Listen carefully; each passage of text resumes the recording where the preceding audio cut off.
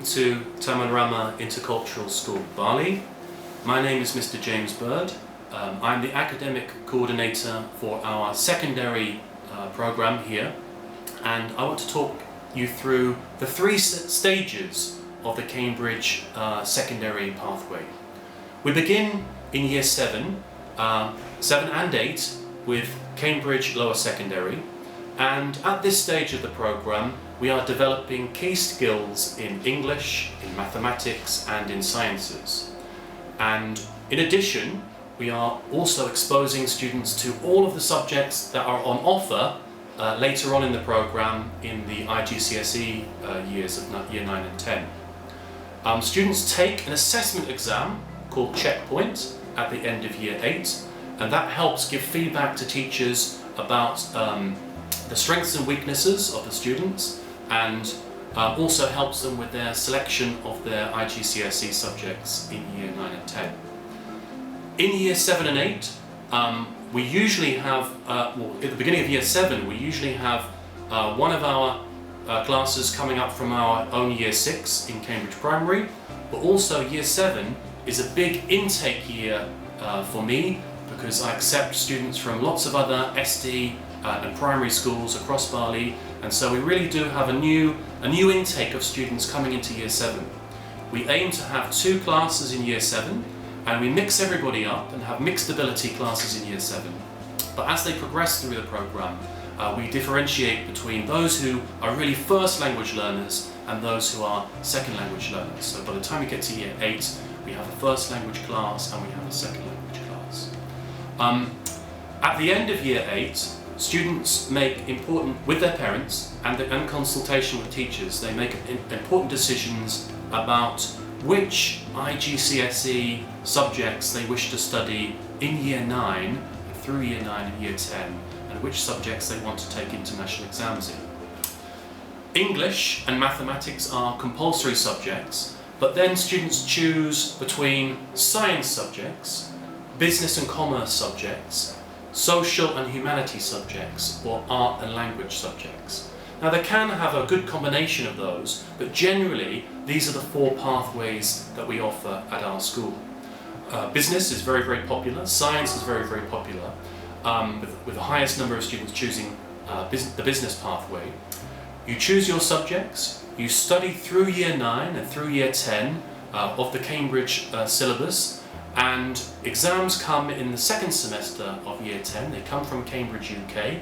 We have a very strict set of regulations from Cambridge about following the Cambridge exams. We follow the timetable. Exams are packaged and sent back to the UK, and all of the marking is done in the UK by Cambridge's expert examiners, and they award the marks or the grades, and grades range from A star being the highest all the way down through to G, but for us, C is the pass rate. C is the passing grade. So anything above a C is considered a Cambridge IGCSE pass. So students study through year 9 and 10, they take their exams in 10, and then after their exams in 10, their IGCSEs, International General Certificate of Secondary Education, they progress to Cambridge Advanced Level in year 11 and 12, where they study or focus on 3 examination subjects, and it's those 3 examination subjects for Cambridge A-level that get them to the overseas university. Now the choice of the subjects, of course, should rely on what they chose previously at IGCSE, but different universities will expect different sets of subjects depending on the courses on offer. If you're going to study engineering, then possibly mathematics, chemistry, physics would be your combination of subjects, or even information technology. If you're going to study something business related, then usually you would have business or accounting, or even travel and tourism as one of your subjects at the year 11. So the Cambridge program starts off very general. Students choose the subjects that they want to study, and this is a focus towards taking exams in year 10, and then the advanced level exams are taken in year 11 and 12, and by that stage students are ready for university. They know the pathway that they've selected for their university course.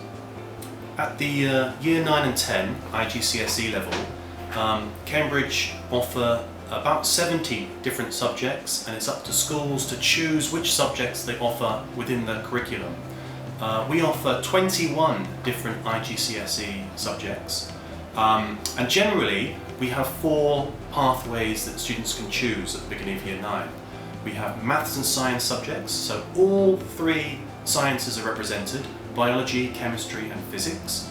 We have a business stream, so students can choose business studies, accounting, travel and tourism. We have social subjects, history, literature, geography, environmental management. There's global perspectives there. And we also have art and design, ICT and foreign languages. Students choose their subjects based on their interest, but also on the pathway that they're considering towards university. So if you are planning to do something maybe maths and science related, then you would choose maths and science subjects for your IGCSE subjects for 9 and 10. Exams come along in Year 10, and the exams follow a very strict timetable from Cambridge. Exams are sat here at our school, and they are packaged and sent back to the UK for marking, and the grading, A star all the way down to G, C is the passing grade. All of the assessment is done in the UK, and there are different assessment methods connected with IGCSE. For language examinations, we have short answer, we have extended answer, and we also have speaking tests which are recorded, and those recordings are sent on USB to Cambridge for marking.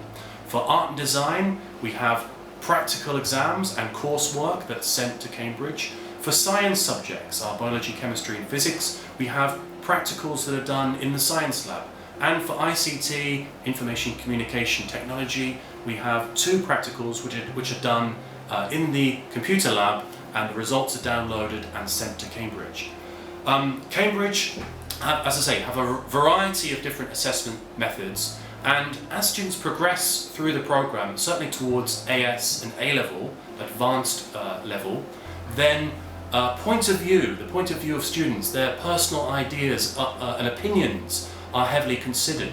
So for example, in a subject like business studies, you can have a question and you can have 2 different answers from different students, and both could receive top grades because Cambridge really do consider the individual point of view from the student. It's not fixed multiple choice where there is one correct answer, A, B, C or D. Cambridge will, in certain subjects, consider different points of view as both correct answers. So that's very interesting too. So one of the things that we're trying to do in this Cambridge programme, as well as develop high levels of English language, because the exams are for the most part in English, but we're also getting students to have a more global perspective and also to form their own opinions about what's going on in the world. So it's very important that our students here in Indonesia have a global view about what's happening in the world, that they participate in local events and things like protecting the environment, for example, beach cleanups and those types of things. And also, increasingly, universities are looking for leadership and social responsibilities also shown. So, as well as the academics, these are also included in our extracurricular and other after-school programs.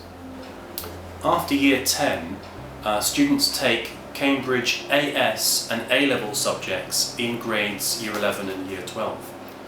AS is Advanced Subsidiary and A-level is Advanced Level. Now these subjects are considerably higher academically than the Year 10 IGCSEs. What's nice about the syllabuses is that they are written quite openly and allow students to incorporate local material, local interests, local culture. In subjects like art and design, students do a personal study, which involves interviewing maybe a local artist or a designer or a craftsperson. So that's great for us here in Bali. Students can find and reflect the local culture in their coursework for their A-level. In other subjects like environmental studies, students can do a localized project And in the past, we've had students do things like the water quality of the rivers in Denpasar, we've had traffic pollution, the effect of a new hotel being built here on Bali. So there are lots of localized themes that can be incorporated into the coursework for subjects like environmental management. In other subjects like travel and tourism, students make an event, they host and they plan and host an activity or an event. And again, here in Bali, that's really pertinent to us because we have a thriving tourist industry. So students can see firsthand good examples, what they could use and ideas that they can use in their coursework. So the Cambridge A-levels really are a step towards university type learning. It's a combination of studying for exams, of course, but also preparing coursework in some subjects that gets sent off and carries marks forward towards the final grade. In the science subjects, students take advanced level practicals in the science lab. Similarly with ICT, subjects like art and design, again there is a practical exam that's done in the art room over 3 days, a 15-hour exam. So these A-levels are very real, well-constructed, real assessments that really do carry weight for an international qualification, which is why universities around the world value the Cambridge A-levels as the gold standard for a school qualification. We have alumni students now all around the world. So we have students studying in America, in Canada, in Europe, in the UK, we have students in Japan, in Korea, and of course locally we have students who go to Australia, Singapore, Malaysia, and also to Indonesian universities. So after almost 10 years or over 10 years of running this program, we now have alumni students all around the world, and many have used their A-levels to get onto those university courses. So Cambridge A-levels really are the gold standard for a school academic qualification, something that universities around the world are looking for, and our students over the last decade have improved upon their results. We now have students who get consistently good results across the board in 3 or even 4 subjects, and that opens the door up to go to almost any overseas university. If you get good grades at Cambridge A-level, then any university across the world will accept you.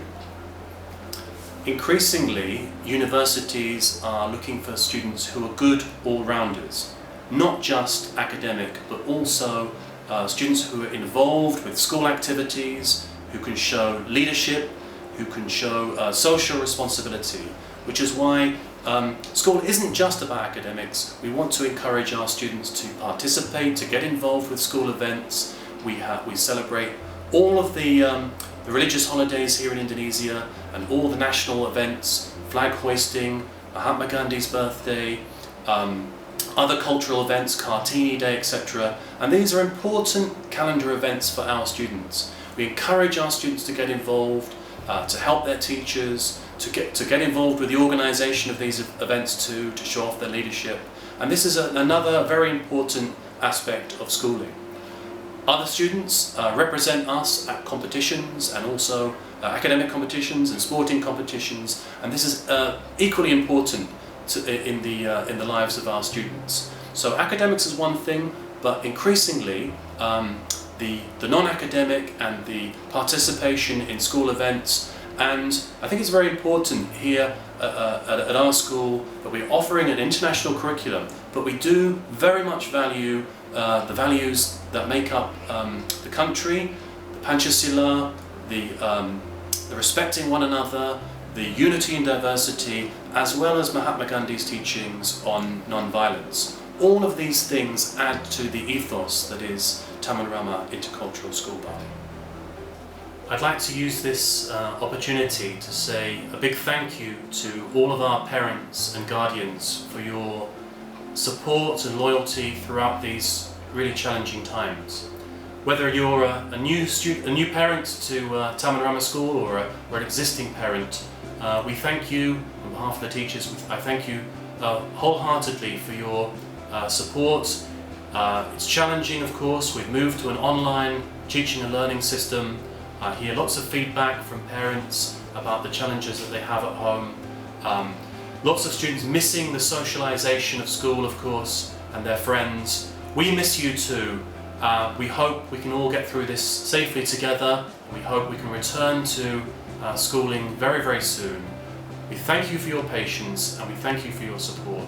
We miss you very much, and we hope there are brighter futures ahead and we can return to a more normalised form of schooling very soon in the future. Thank you very much.